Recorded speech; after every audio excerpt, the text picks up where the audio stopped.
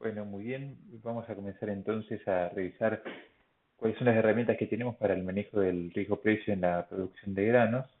Y vamos a arrancar en primer lugar tratando de ver desde qué punto, desde qué momento corremos este riesgo-precio como para tratar de dimensionarlo de qué es lo de lo que estamos hablando. Eh, lo que tenemos que ver es que en definitiva, desde el primer momento en donde nosotros estamos apuntando a realizar un programa de venta de todos estos productos, un programa donde vamos a asignar un área para sembrar y en la cual vamos a estar arrancando en este proyecto. Ya desde ese primer momento donde estamos definiendo que vamos a encarar el proyecto y estamos por ahí negociando a ver cuánta superficie vamos a sembrar, ya desde aquí estamos quedando sujetos a lo que pasa con el precio para ver si el negocio agropecuario termina siendo un buen negocio o no. Con lo cual muchas veces el riesgo precio se empieza a correr desde muy temprano dentro de toda esta actividad. Después, bueno, vamos avanzando y vamos seleccionando las proporciones de cultivo y acá ya empezamos a ver que si vamos a sembrar un cierto porcentaje de soja, vamos a tener nuestro riesgo precio atado a lo que va a pasar con la soja y en qué proporción vamos a estar atados a los otros precios de los demás granos. A medida que vayamos avanzando en todo esto, probablemente vamos a pasar al proceso en el cual empezamos a comprar los insumos y acá empezamos a incurrir en costos, con lo cual ya tenemos un capital variable puesto dentro de la producción y ese capital variable hay que recuperarlo. En general lo que hacemos es tener una expectativa de cuánto vamos a tener de ingreso en función de la producción que estamos haciendo y por eso es que justamente vamos a estar viendo ahí que dentro de lo que son las ventas, en muchas ocasiones empezamos a realizar ventas anticipadas para ir fijando una rentabilidad frente a estos costos que empezamos a asumir. Pero recién después de todo esto empezamos a trabajar acá con los trabajos previos a la siembra y a la siembra propiamente dicho. En muchos casos la gente piensa que recién en este momento es cuando se empieza a correr riesgo-precio porque es cuando uno comenzó a trabajar la tierra. Pero sin embargo, como acabamos de demostrar, ya desde el propio inicio de todo este proceso estamos acá corriendo un riesgo-precio. Un poco más adelante, ya con las tareas posteriores a la siembra, el monitoreo de los cultivos, empezamos a aplicar distintos tipos de productos, los costos comienzan a subir y finalmente llegamos al punto de la cosecha. Acá muchas veces la gente piensa que recién ahí aparece el riesgo precio, pero como nosotros tenemos posibilidad de fijar precio desde mucho antes del momento en el cual estemos trillando, por medio justamente de los contratos de futuro y por medio de los contratos de opciones, en realidad ese riesgo-precio lo corremos desde mucho antes. Y la pregunta es, bueno, ¿hasta cuándo podemos extender esta cuestión? Bueno, miren, en realidad esto se puede extender en forma indefinida. ¿Por qué se puede extender en forma indefinida? Porque aun cuando yo decida vender físicamente los granos, siempre tengo la posibilidad de, frente a una venta de mercadería disponible, generar una recompra futura. En algunos casos, por ejemplo, la gente acostumbra a, por una cuestión de logística, realizar todas las ventas en plena campaña para sacarse de encima todos los problemas relacionados con estas decisiones y después recomprar la posición en los mercados a término o comprar coles, como después vamos a ver un poco más adelante, y de esa forma continuar con una exposición al riesgo-precio, con lo cual esa exposición podría trasladarse hacia adelante durante muchísimo tiempo. De todas formas, es recomendable en algún punto darle un corte a una campaña para comenzar la siguiente, pero como decíamos, en definitiva, siempre podemos continuar con esto. Bien, ahora que tenemos dicho que el riesgo precio comienza desde que yo decido meterme en un proyecto de siembra y finaliza cuando yo en realidad podría mantener la posición abierta todo el tiempo que uno quisiera, independientemente de los años comerciales, los ciclos y demás, pero va a permanecer abierta mientras yo decida mantener esas posiciones abiertas. Viene la pregunta de si, bueno, ¿y cómo analizamos el impacto del precio sobre el valor final de la producción? Bueno, para hacer eso nosotros vamos a recurrir siempre a estos gráficos de doble entrada, donde vamos a estar incorporando por un lado el precio de mercado en un eje de coordenadas XY, en el eje de las X siempre vamos a estar trabajando con el precio de mercado que nosotros vamos a suponer que vamos a ir teniendo en distintos momentos del año y en función de ese precio de mercado vamos a terminar teniendo un precio obtenido. Así es las cosas, tal que si yo supongo una posición actual del mercado, supongamos que acá tenemos la soja mayo 2017 a $260 por tonelada, lo que decimos es, bueno, trasladamos esto a la curva y decimos, el precio que yo podría estar obteniendo hoy por soja mayo 2017 serían 260. Ahora bien, ¿cómo grafico las distintas posibilidades de que el precio se mueva a la suba o que se mueva a la baja? Bueno, si pensamos que hay una posibilidad de que el mercado suba, lo que va a pasar cuando el mercado sube es que si yo todavía no tengo hecha ninguna venta, lo que vamos a tener es que voy a acceder a un precio más alto. Y si en realidad el mercado baja, lo que va a pasar es que yo voy a terminar accediendo a este precio bastante más bajo si todavía no había hecho ninguna venta. De esta forma, la posición que ustedes pueden ver graficada en este momento es la posición de quien tiene mercadería producida o tiene una cementera, y lo que le ocurre es que si el precio sube, accede a un mejor precio, pero si baja, accede a uno peor. Esto es lo que nos está mostrando este gráfico, y lo que está mostrándonos acá es la posición que tiene frente al riesgo precio un productor que tiene una cementera o mercadería ya producida.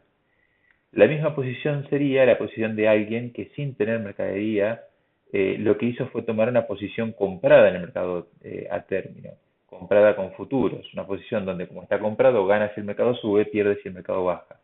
Por eso que esta decimos es una posición larga en mercadería o una posición comprada.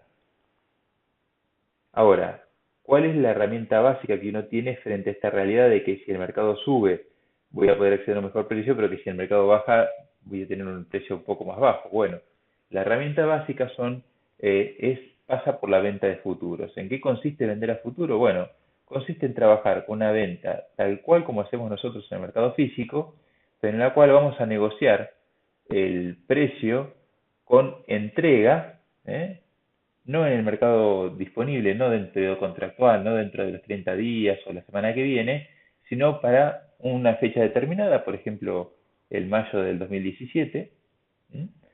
Y el pago también a un momento posterior, que generalmente es también el momento en el cual se está pactando la entrega.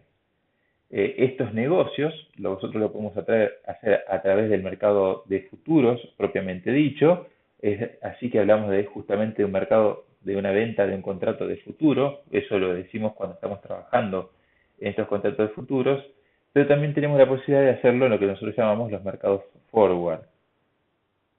Estos mercados forward son mercados que no son institucionalizados, sino que son mercados en donde nosotros negociamos cara a cara en forma directa con otros compradores. Tienen algunas rigideces más, pero que en definitiva, digamos, para los alcances que nosotros estamos trabajando ahora, no nos vamos a detener mucho en la diferencia entre un futuro y un forward, pero lo importante que tenemos que decir es que el grueso de las operaciones se hacen con este tipo de herramientas dentro del mercado de Argentina. Ahora, en términos prácticos, en función de lo que representa mirar cómo queda una posición, teniendo en cuenta que si la venta de futuro fue hecha en el mercado forward o fue hecha a través del mercado término, no tenemos grandes diferencias. Ahora, la pregunta interesante es ver, bueno, pero ¿qué es lo que me permite la posibilidad de contar con estas herramientas de venta de futuros? Bueno, independientemente de si yo decido la venta o no en este momento, lo primero que va a generar esto es que vamos a tener un valor de referencia a cosecha. ¿A qué nos estamos refiriendo con esto? Que cuando nosotros sembramos, lo que tenemos a la vista son los precios disponibles, pero ese precio disponible muchas veces no es la realidad de lo que va a pasar cuando nosotros estemos trillando. Por ejemplo, actualmente, nosotros estamos en el último día hábil de mayo, el 31 de mayo, la soja disponible está cotizando con precios realmente muy importantes.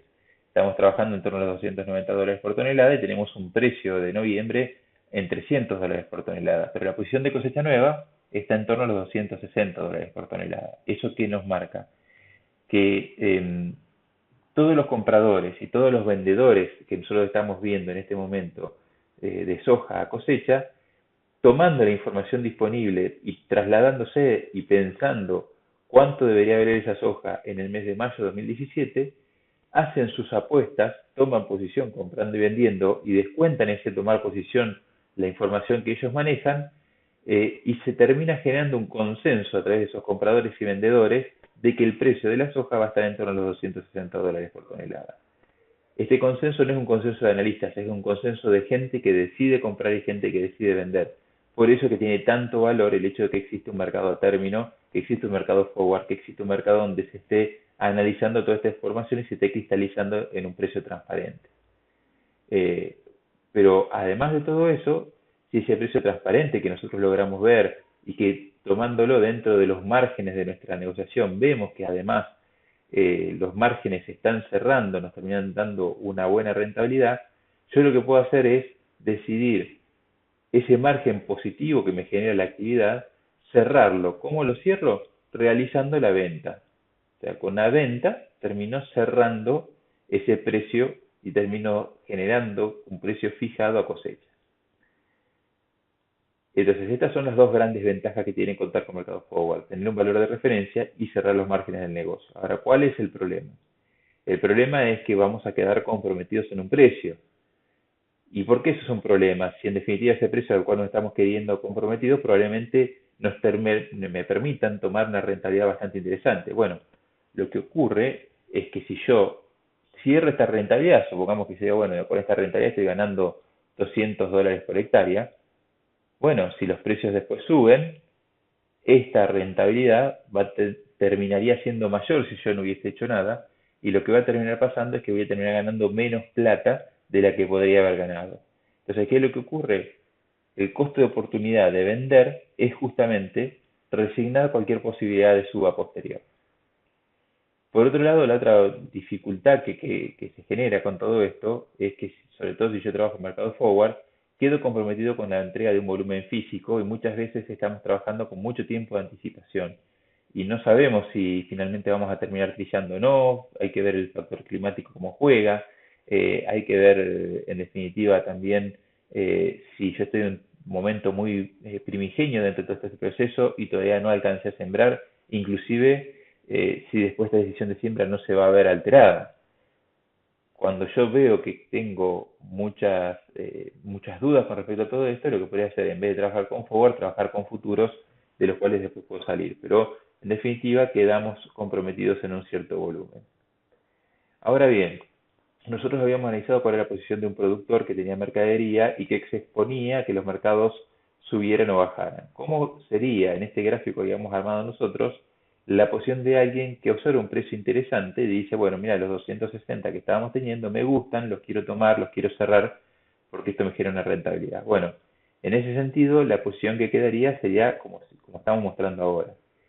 En el caso de que el mercado baje, la decisión de vender a 260 me va a generar un precio de 260 independientemente de cuánto baje el mercado, porque yo ya dejé fijado este precio de los 260. Entonces, si yo tengo presente la posición que teníamos anteriormente, que en este caso sería la línea roja punteada, que es una línea de 45 grados que me indicaba si yo esperaba a cuánto iba a poder vender las hojas si se quedaban bajas, lo que observo es que si yo hubiese pensado en un mercado, no sé, de $180, por ejemplo, hubiese tenido un precio de venta de 180, pero gracias a que hice la venta a 260 cuando el mercado estaba más alto, yo estoy teniendo una ganancia que acá está representada por esa línea, esa línea con flechas verdes que ustedes pueden ver allí.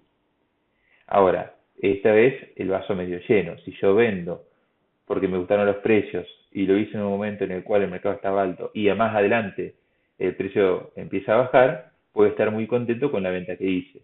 ¿Cuál va a ser el problema? El problema va a ser si en vez de bajar los mercados suben, porque si el mercado sube lo que va a pasar es que yo podría haber accedido a un precio mucho más alto. Entonces, si el mercado sube, lo que va a pasar es que yo voy a dejar de ganar. Por allí podría haber ido al mercado a la zona de los $300 por tonelada y yo podría haber obtenido $300 por tonelada. Pero como vendí a 260, mi posición quedó fijada y lo que va a pasar es que yo solo voy a poder acceder al precio este de acá de 260. Por eso es que así la línea azul que ustedes pueden ver lo que me está representando es que en ese sentido allí tendría una pérdida, estaría subiendo un costo de oportunidad, porque pudiendo haber accedido a un precio más alto más adelante, no logré tomarlo. Entonces, cuando yo decido realizar una venta, en definitiva, lo que estoy decidiendo en estos casos es, eh, vamos a estar teniendo ahí un problema que es que voy a estar resignando toda posibilidad de suba posterior. ¿Por qué les digo que las estoy desestimando? Porque yo al vender estoy diciendo que a mí lo más probable que pienso que esté pasando es que esté de este lado del gráfico.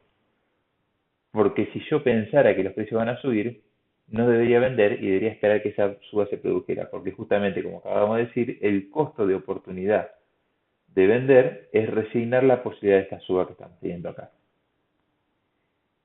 Si nosotros recordamos cómo quedaba la posición cuando no se vendía, lo que vamos a hacer ahora es compararla con la posición de cuando efectivamente cerrábamos un precio.